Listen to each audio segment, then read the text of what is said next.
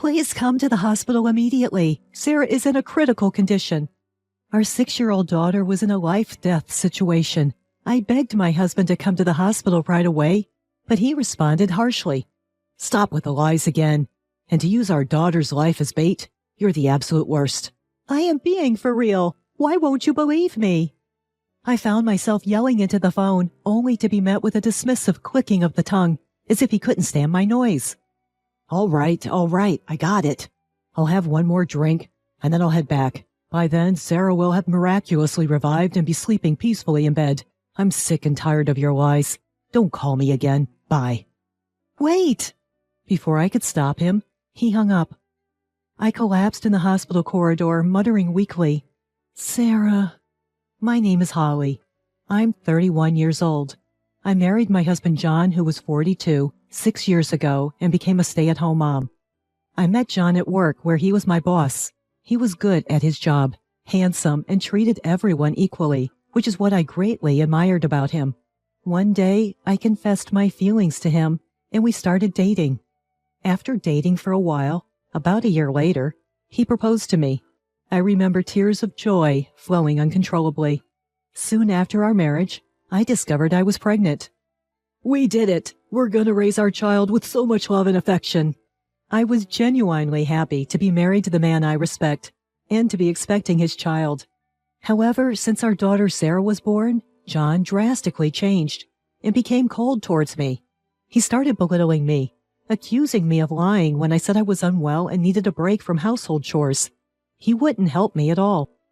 When Sarah was a baby and often cried at night, he would shout, "She's annoying! Put her to sleep quickly!" Many times I found myself in tears, living a life far different from the family life I dreamt of.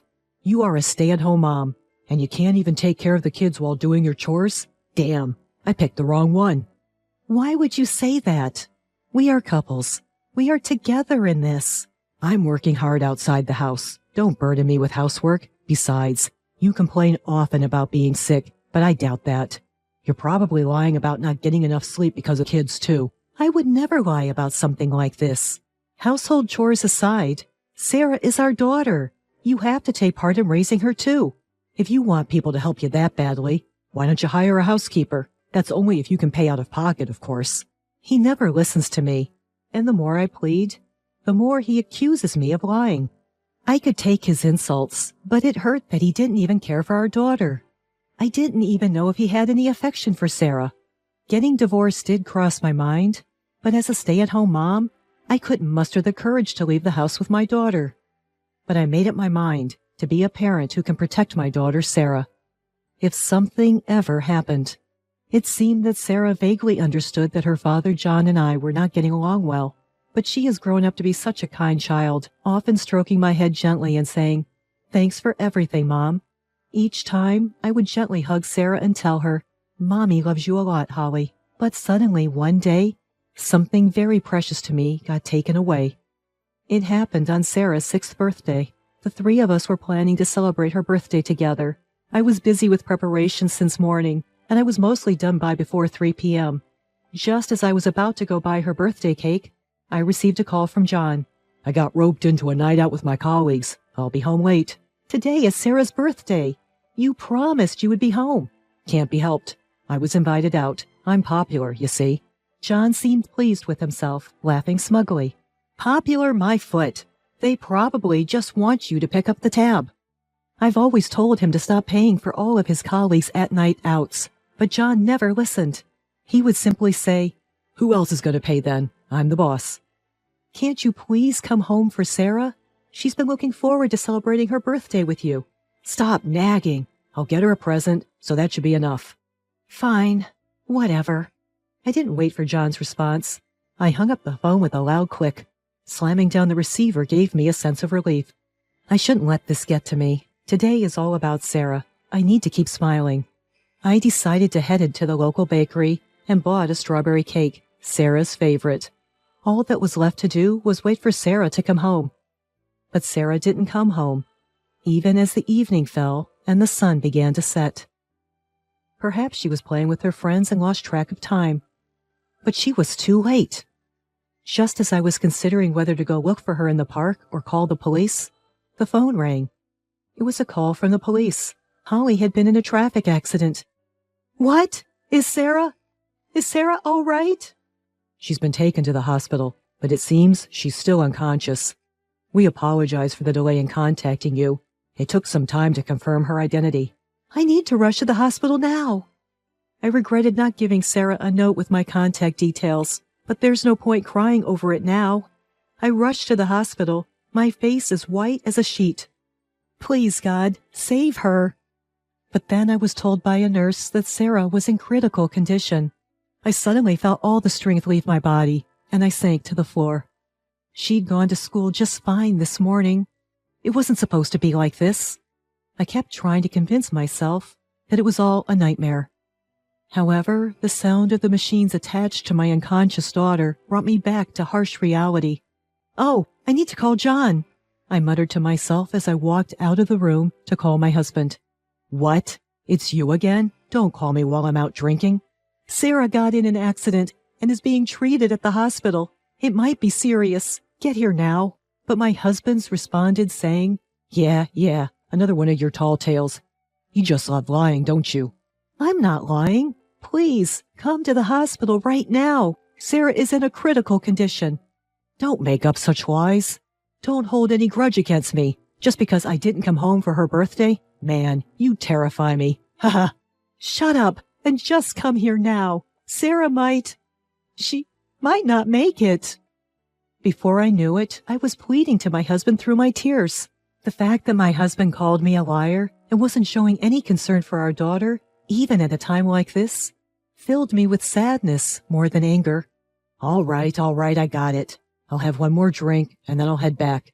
By then, Sarah will have miraculously revived and be sleeping peacefully in bed. I'm sick and tired of your lies. Don't call me again. Bye. Wait!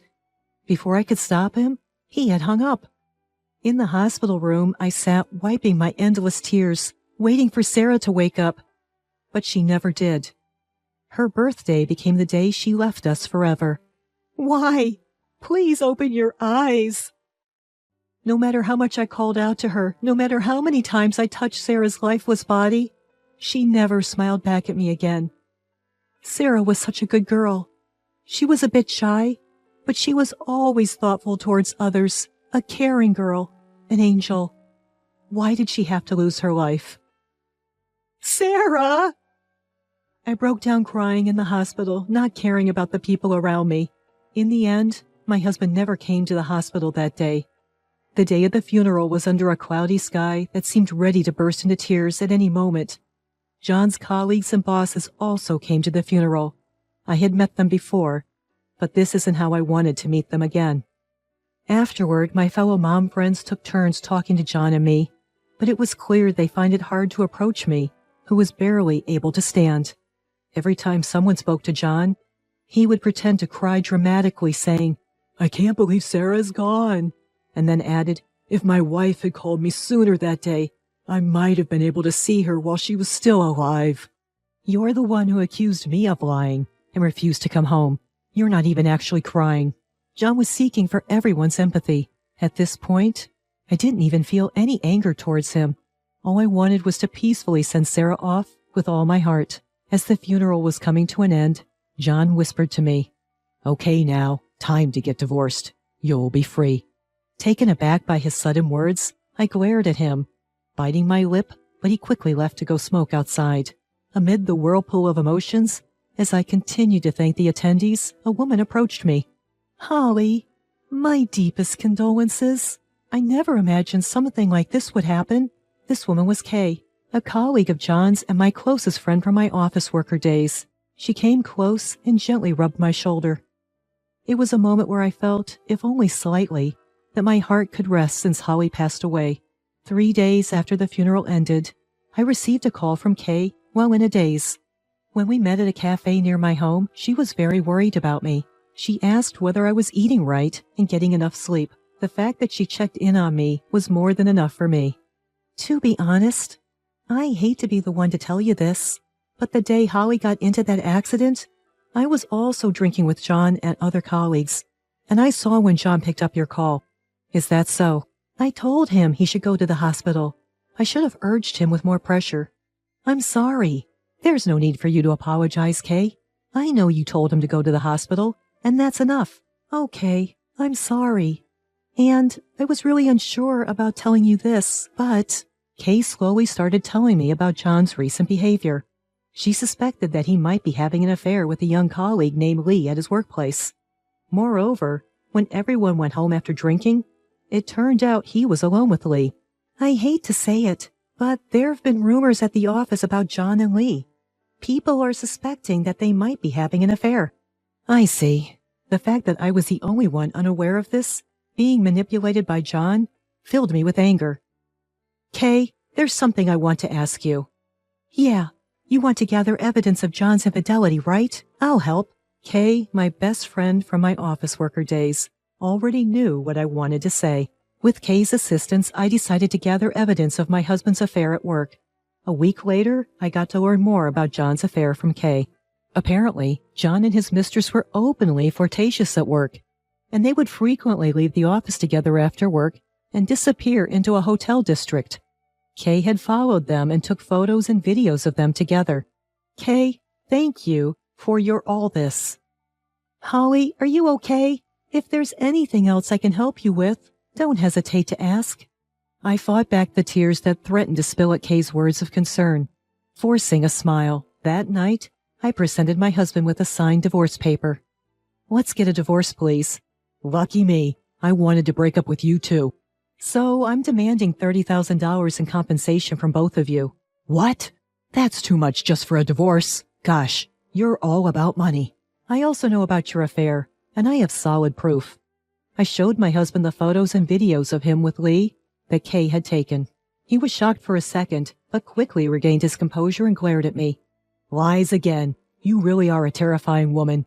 You can always edit these pictures these days. Which detective agency did you hire? I knew you'd say that. At this point, Kay walked in from the room next door. Out of concern for me, she insisted to stay with me and had been waiting in there. My husband was taken aback by the unexpected guest. Why? These photos and videos aren't fabricated. I took them myself. You are the absolute worst. Your daughter has passed away and you're cheating too? If you don't admit it, I'll report it to our boss. Please don't do that. So, you admit that you were cheating, right? Yeah, I guess. My husband grudgingly admitted with a grimace. Okay, so we're getting divorced. Make sure you pay me alimony. However, even after admitting his affair, John refused to pay alimony. If you're going to be so stubborn, I'll consult a lawyer. Do you, a housewife, even have the money to hire a lawyer? I've been working online this whole time so that I would be able to raise Sarah on my own in case we ever get divorced. I was only going to use this money for Sarah, but I'll use it to get back at you. Until now, John had been looking down on me, even when I confronted him with the evidence of his infidelity. He seemed unfazed, but all of a sudden, he began to panic. Whoa, hold on. This is some kind of joke, right? Ha! If you think this is a joke, why don't you try me? I won't settle for some lukewarm settlement, just so you know. At my cold words, John suddenly fell to his knees and began to plead. I started dating Lee because she hit on me first. It's not my fault. He began making excuses. I don't have the money to pay alimony, so reconsider this, please. He was rubbing his head on the floor, shedding tears. Yeah, and I bet those tears are fake too. Goodbye. Ignoring my husband, I picked up the Boston bag I had prepared and left home with Kay. Later, I hired a lawyer and successfully filed for divorce and damages. Of course, I also managed to get Lee to pay $25,000 in damages. John lost his family, his money, and got dumped by Lee right away, who said, I only dated you because you were a big spender. I didn't expect things to turn out like this. Moreover, when their affair at the office was exposed, they were called in by their CEO and, according to Kay, were transferred to different rural areas. After my divorce, I moved back to my parents' house and continued working from home. I had Sarah interred at my family cemetery back home. I am still grieving, but from now on, I intend to live my remaining years quietly and peacefully.